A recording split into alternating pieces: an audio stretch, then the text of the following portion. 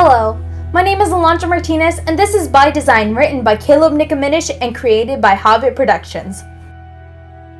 Warning that this video contains major spoilers for The Last of Us.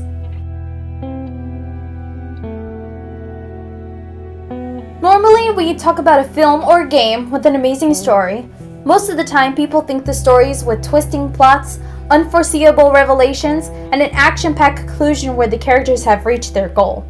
However, The Last of Us does not have any of these to any significant degree. Yet, it is one of the best games of all time. He tells me how these streets were crowded with people just going about their lives. Must have been nice. Today, we will analyze why this game is a memorable one that keeps people thinking about the gameplay and story years after playing it for the first time. The Last of Us is an action-adventure game by Naughty Dog, about a world that has been devastated by the cordyceps fungus that has evolved to infect humans. A young girl, Ellie, is the only known person who is immune to the infection, and Joel is tasked with smuggling Ellie outside of the city and into the hands of doctors who are trying to find a cure. Telling more with less. Telling more with less is the single main design philosophy Naughty Dog used to tell the story of The Last of Us. From exposition, to plot, to characters, and beyond. Frank Hauser and Russell Reach say, do not always connect all the dots. Give the audience a role in filming and what is happening. That is, give them all the dots they need, but do not connect all the dots for them. In The Last of Us, many plot points are not explained or are explained very minimally and is much better for it. This is how you gonna repay me, huh? Repay you? For all those goddamn years I took care of us. Took care? That's what you call it? I got nothing but nightmares from those years. You survived because of me. It wasn't worth it? Like the concept that we do not see or know what happened for 20 years from the start of the infection to the beginning of the game. However, not explaining something is not enough. People want to know what happened without being forced exposition. You need to be able to give hints to the player throughout dialogue and environmental storytelling to hint at the exposition to the story. Horror and beauty, juxtaposition. The theme of The Last of Us is that life goes on no matter what. The Last of Us is a brutal, violent, and dark game, consistently dealing with heavy themes about doing whatever is necessary to survive. You kill to survive, and so do we. We have to take care of our own, by any means necessary. However, throughout all the violence, it presents the theme of life goes on by juxtaposing the horror with the beauty, usually showing extreme contrast by showing beauty right after a dark scene. The two extremes of this world. Martin Selin says that effective contrast is the only way to make your audience truly happy or sad. He also says that in an emotional game, you need to force feelings to the player by using gameplay to link what is happening in the story. Do, don't show. You may have heard the term show, don't tell for film. However, video games are an interactive medium, therefore their term is do, don't show. Naughty Dog consistently uses the gameplay to convey what the characters feel. One way is by subverting the player's expectations. The Last of Us uses it to convey how Ellie and Joel are feeling. For example, throughout the game, Joel has been boosting Ellie up to get up over obstacles. This event is to 1. Have a moment of calm with Ellie, 2. To subvert your expectations to force you to understand that something is wrong. Ellie just got through a traumatic event. Someone who is not a narrativist gamer or someone who does not play a game for the narrative would breeze through this section not worried about how Ellie is feeling. But this robotic motion you have done so many times before is interrupted as Ellie does not arrive. This subtle change signifies that something is wrong and affords for Joel to see what is wrong. Then when she sees something beautiful, she runs to it as Joel follows. It is then that we experience the beautiful giraffe scene, showing the player that even though the world has been destroyed, nature and beauty still thrives without humanity. You see that?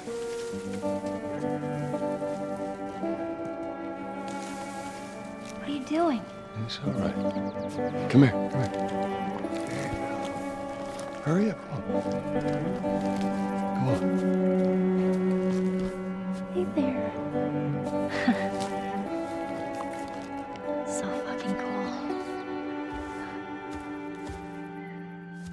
This subtle storytelling contrasts greatly that horrors of the game make this scene even more beautiful.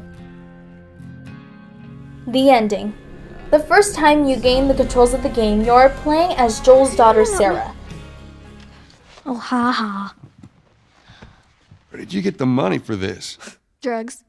I sell hardcore drugs. Oh, good. You started helping out with the mortgage then. Yeah, you wish. Rather than watching a cutscene, we play as Sarah in this scene to stimulate the player the terror she is experiencing with the world falling apart in her youthful eyes, making the horror that much scarier. Jimmy! Dad? Honey, come here. Come here. Jimmy! Jimmy, stay back! Jimmy, I am warning you! Don't! We then switch controls to Joel as he carries his daughter throughout the city that is falling apart, consistently promising that everything will be okay, which he himself is doubting. However, Sarah dies, not because of the infection, but by the hands of a frightened patrolman. This powerful scene makes the player feel that they have failed because they spent their entire level trying to save her. Move your hands, baby. I know, baby, I know. Listen to me, I know this hurts, baby. You're gonna be okay, baby. Stay with me. Sarah. Baby. Don't do this to me, baby. Don't do this to me, baby. Come on. No. No. No, no, please.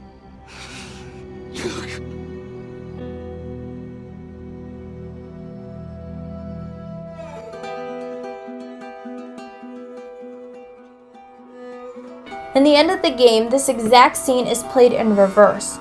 Joel and therefore the player have a chance at redemption by attempting to carry Ellie to safety, directly in comparison with his daughter. He promises her that everything will be okay and this time will do anything to be sure that he is able to save her. He will even damn the rest of humanity to save her.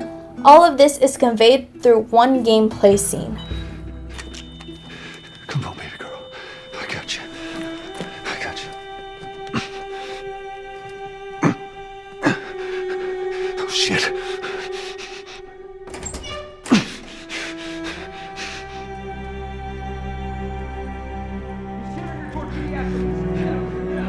Shit.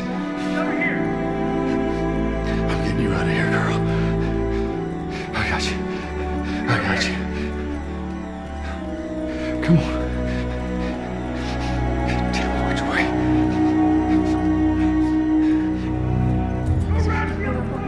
We're okay. We're okay.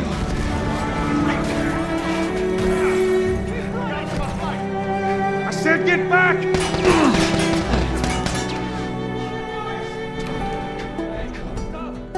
We later switch the perspective to Ellie.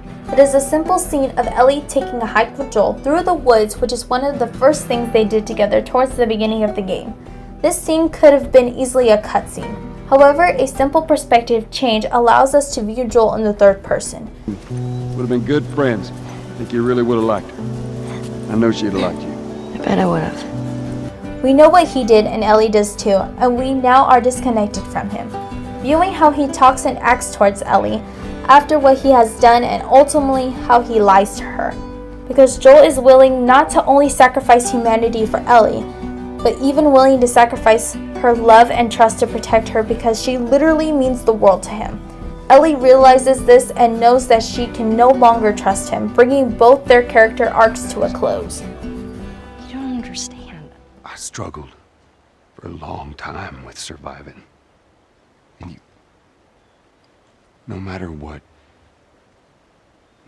you keep finding something to fight for. Now, I know that's not what you want to hear right now. Swear but to it's- me.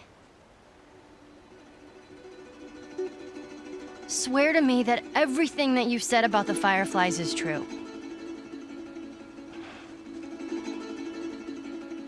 I swear.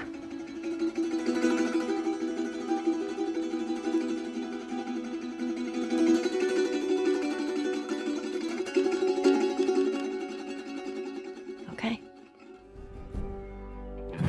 This love Joel feels for Ellie is extremely powerful and took over a year to develop, compared to 1 week portrayed in Logan, and ultimately is why I believe it failed. It shows what someone would do for someone they love and is one of the most powerful endings of all time.